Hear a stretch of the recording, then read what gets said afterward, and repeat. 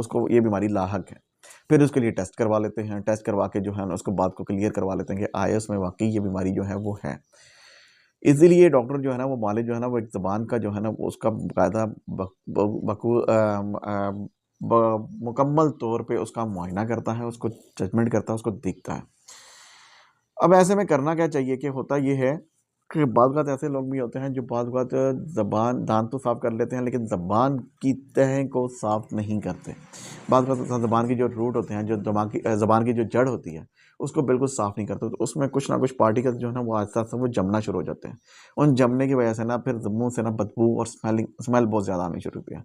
लगता तो ऐसे ही है कि जैसे उस पेशेंट को बहुत ज़्यादा कॉन्स्टिपेशन है, कब्ज़ की शिकायत है, लेकिन बाज़ औक़ात ऐसा नहीं होता। सफाई ना करने की वजह से भी ये प्रॉब्लम आ सकती है। और जब ऐसा होता है तो फिर वो उसको इन्फेक्शन होने के चांसेस बढ़ जाते हैं, फिर ज़बान पे एक सफ़ेद तह जमनी शुरू हो जाती है। इसलिए उसको कहते हैं कि पानी का सबसे